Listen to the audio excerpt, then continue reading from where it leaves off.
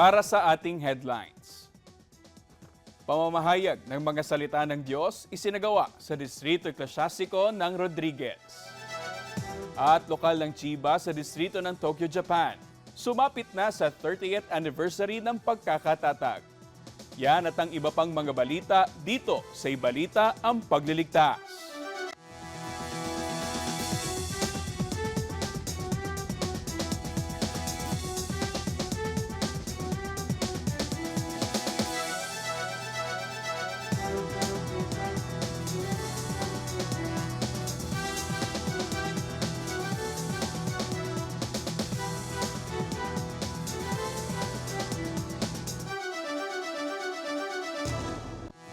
Magandang araw po sa inyong lahat. Ako po si kapatid na Jember Zaga.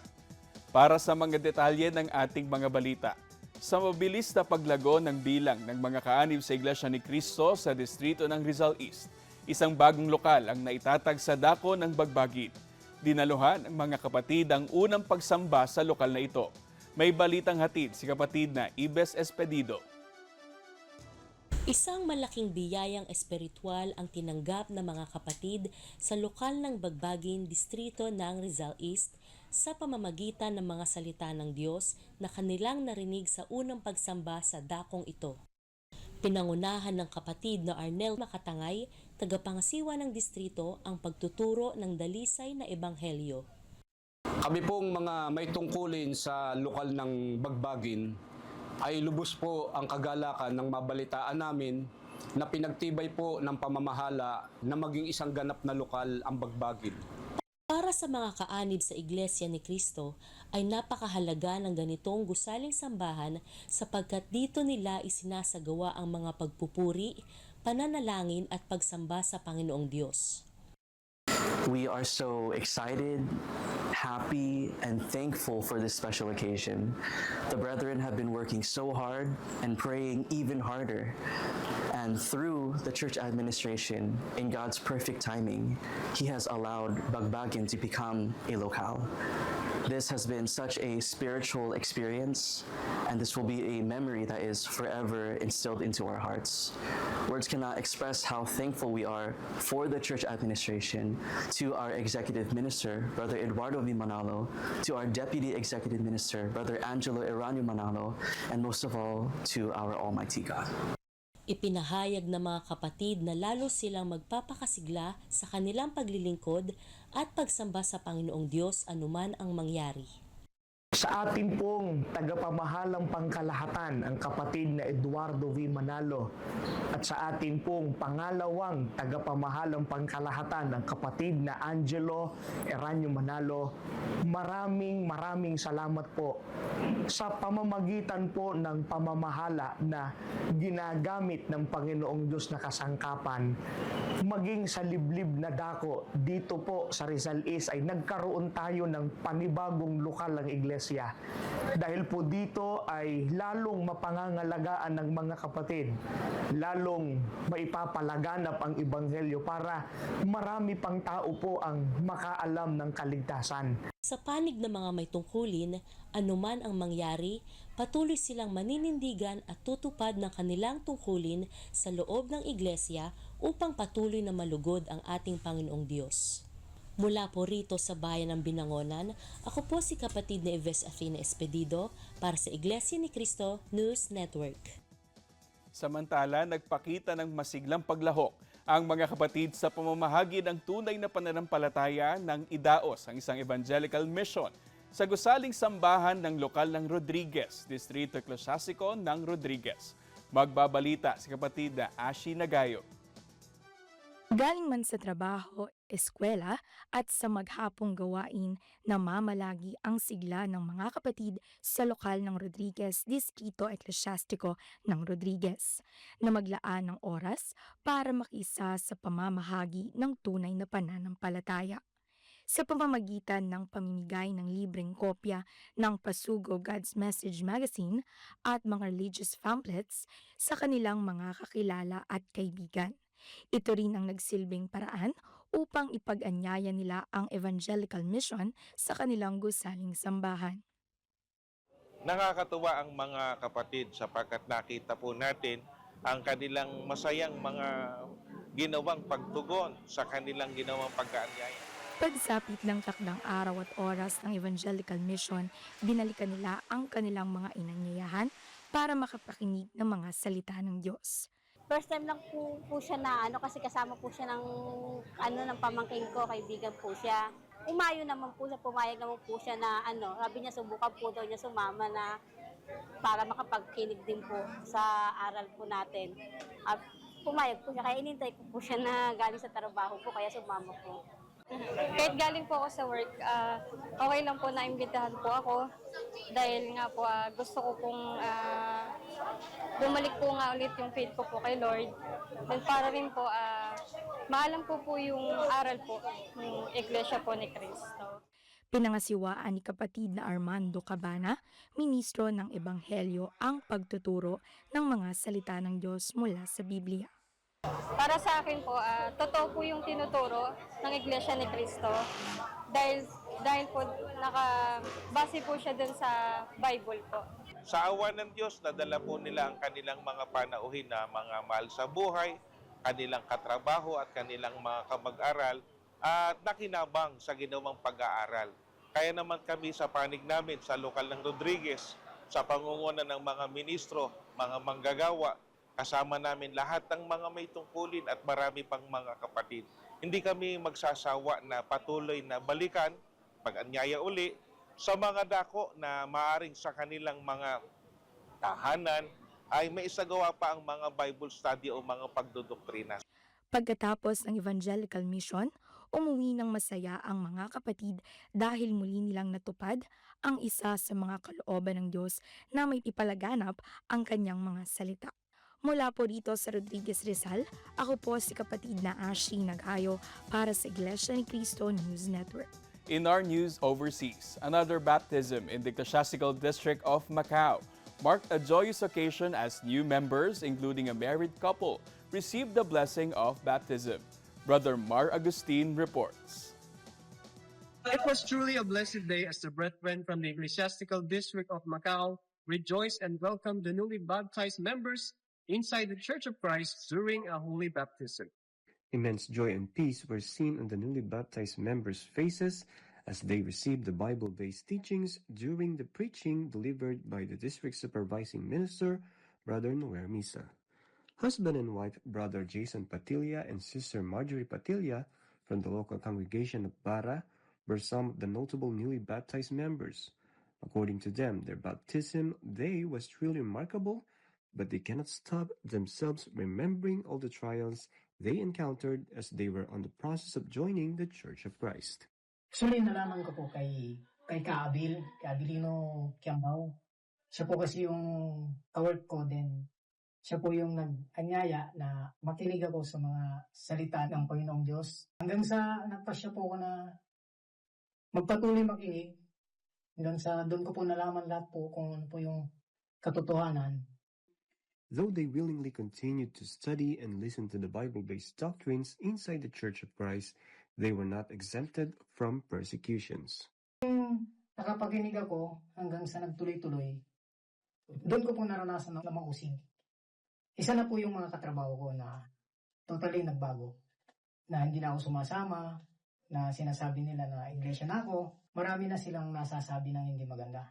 Despite all the persecutions they encountered, they are thankful that they were able to know the one and true God, which convinced them to continue studying in His holy words. Lahat po naman ng aral na napakinig ko, yun po yung nagpakumbinsin sa akin po.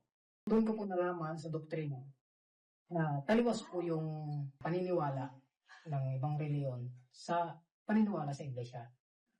Aside from the Bible-based doctrines they received as they were in the process of joining the church, Brother Jason and Sister Marjorie were also guided by Brother Abilino Kiambao and Sister Carmeline Kiambao, church officers from the local congregation of Bara, who invited the couple to listen to the pristine gospel.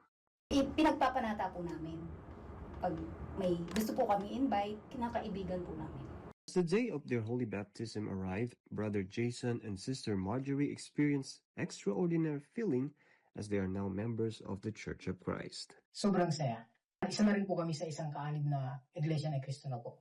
As they learn that the true path to salvation is to be member of the Church of Christ, they are hoping that they will become instruments so that eventually all their loved ones and families will be able to listen to the holy words of God. Ako po, yung mga anak ko, gusto ko po silang umanib din sa Iglesia ni Cristo. Upang maligtas din po sila. Christ members felt happiness as they are now members of the Church of Christ and worship the true Almighty God. The brethren who actively participated in the baptism expressed that they will continue to invite more people so that they can also able to receive God's promise of salvation to His chosen people inside the Church of Christ. From Bara, Macau, I am Brother Mar Agustin for the Iglesia ni Cristo News Network. Dumako tayo sa distrito ng Tokyo, Japan. 3 dekadang pagtulong at pagsuporta ng Panginoong Diyos sa lokal ng Chiba ang hindi malilimutan ng mga kapatid sa dakong ito. Kaya naman ipinagdiwang nila ito sa pamamagitan ng isang serye ng mga aktibidad. Si kapatid na Ronesa Dopeño ang magbabalita. 60% ng mga Pilipino na nagtatrabaho sa Japan ay nasa Tokyo, Osaka at Nagoya dahil ito ang mga pinakamaunlad na prefecture sa bansa. Ito ang nagbibigay sa mga Pilipino ng mas magandang oportunidad para magkaroon ng magandang hanap buhay. Iba naman ang naging konsiderasyon ni kapatid na Tracy nang siya ay pumunta ng Japan. Sa Pilipinas po kasi masigla na po ako. Tapos tinignan ko po sa Pasugo. May address po dito sa Chiba. Naku, sabi ko, ang galing. Timing, sabi ko. Opo, yun. Dumating po ako sa Japan, lokal po ng Chiba. Doon po sa may ilalim po ng tulay yun. Ilan lang din po yung mga kapatid na mga sumasamba. Mga 30 yata po. Ang mga kaanib sa lokal ng Chiba ay dating sumasamba sa lokal ng Tokyo. Hindi madali ang kanilang pinagdaraanan noon. Ang mga kapatid ay naglalakbay ng napakalayo. Halos 2 oras po ang kanilang binabiyahe. Makapunta o makasamba lang po. Mahirap po nung araw. Palipat-lipat po kami ng lugar. Umuupa po kami kung saan-saan. Hindi rin po magaan ang kanilang pinagdaanan sa paglalakbay nila patungo sa pagsamba. Naroon ang iba't ibang pag-uusig sa hanap buhay, pag-uusig sa kanilang kasama sa trabaho. Sa kabila ng mga pagsubok na ito, ay naitaguyod nila ang masiglang paglilingkod sa Panginoong Diyos. Dumami na po ang mga kapatid. Pati po ang mga may tungkulin dito. Pinarami po. Tapos yung napaganda namin yung kapilya namin. Ngayong taong ito ay ginugulita ng mga kaanib sa Iglesia ni Cristo sa lokal ng Chiba ang 30 taong puno ng mga biyaya at pagkatagumpay mula sa Panginoong Diyos. Isang short film ang binuo ng lokal na pinamagatang Hakbang. Naging bahagi nito sa kapatid na Tracy. Masaya po kasi hindi ko nga po akalain na maisama po ako sa ganyan eh. Nung mabanggit po yung pangalan ko, wala pong pag-aalinlangan na tinanggap ko. Ganun po. Biyaya po yun, nagaling sa Diyos eh. Masayang-masaya po. Ako, unang-una, sinapit namin tong 30 years na hindi namin akalaing darating kami sa ganitong. Ang pinaka-mimithi ko po sana lumaganap pa rito sa Chiba ang Iglesia ni Cristo. Hindi lang po sa Chiba, kundi sa buong Japan. At nang maraming tao ang maanib, lalo na po mga Hapones.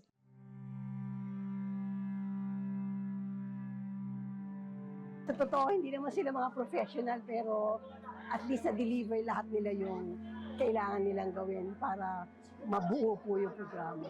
Kaya proud po. At kasama ako sa 30 years na nagsiselebrate. Masaya at saka lalo pang magpapatibay sa akin yung aking pananampalataya sa Diyos. Ang 30 taon ay hindi madaling tawirin sapagkat kahit na ang bansang ito ng Japan ay kabilang sa maunlad at mayamang bansa, ngunit hindi may iwasan ang mga struggle na pinagdaraanan. Maraming mga pagsubok, maraming mga suliranin. Hindi lang sa kanilang pamumuhay sa araw-araw, kundi yung kung papaano nilabanan, yung maraming lungkot, maraming mga kabagabagan, mga suliraning pangkabuhayan lang at maging kanilang pangsambahayan. Mga problema na hindi nila madali na malampasan ng nag-iisa lamang. Kaya tunay na ang Panginoong Diyos ang kumikilos para sa mga kaalib sa iglesia para malampasan ang lahat ng hamon na ito sa kanilang buhay. Ang pagka-iglesia ni Kristo natin ay napakalaking bahagi para maging matagumpay sila sa lahat ng mga problemang kanilang pinagdaanan. Sapagkat bilang mga iglesia ni Kristo, naturuan tayo ng ating tagapamahalang pangkalahatan, ang kapatid na Eduardo Manalo, ang pagiging mapanalanginin para idulog sa Diyos, ipagmakaawa sa Kanya, na tulungan tayo sa lahat ng mga problema na dumarating sa mundo na nararanasan natin. Happy 30th anniversary, Lokal ng Chiba. Sa Diyos ang lahat ng kapulihan.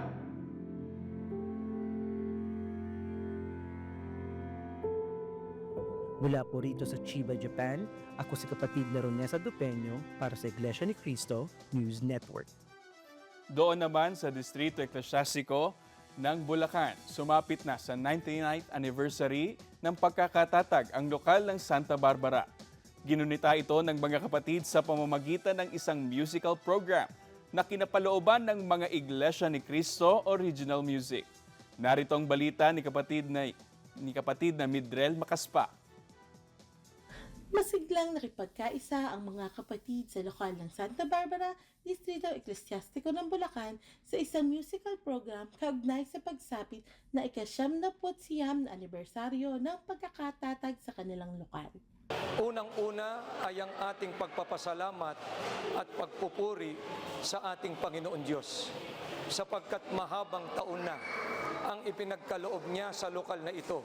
Hindi niya pinabayaan at tupad na tupad ang katuparan ng mga pangako ng ating Panginoon Diyos sapagkat ang marami sa mga may tungkulin, bagaman ang marami ay dumaraan din sa mga pagsubok, sa mga suliranin, subalit kailanman ay hindi nakahadlang sa ginagawa nilang mga pagtupad.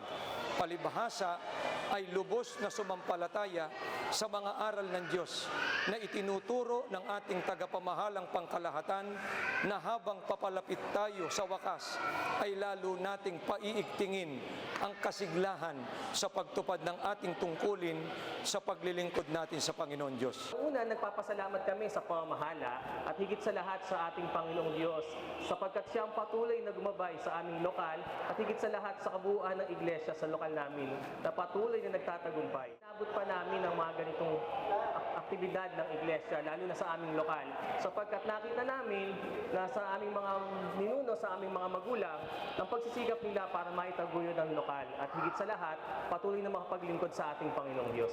Naging gabay rin ng banal na okasyong ito upang maipakita ang talento sa pag-awit ng mga kapatid gamit ang mga Iglesia ni Cristo Original Music na nagdudulot ng ibang inspirasyon na naglalaman ng mga mensahe na nakapagpapatatag ng pananampalataya at gabay sa makakristiyanong pamumuhay. Siyempre po, para sa akin, isang malaking karangalan sa akin na isa ako sa napagtiwalaan na mag-perform sa 99th anniversary ng Santa Barbara. Sobrang saya ng puso ko kasi naipapakita ko yung talent na bigay ng Ama sa akin sa ganitong mga pamamaraan o sa ganitong mga aktibidad. Nag-uumapaw na kaligayahan ang makikita sa mga kapatid na dumalo. Ayon pa sa kanila, nagpapasalamat sila ng marami sa Panginoong Diyos sa walang humpay na pagtulong at pagpatnubay sa kanilang buhay. Mula po rito sa Baliwag City, Bulacan, ako po si kapatid na Midrel Macaspa para sa Iglesia ni Cristo News Network.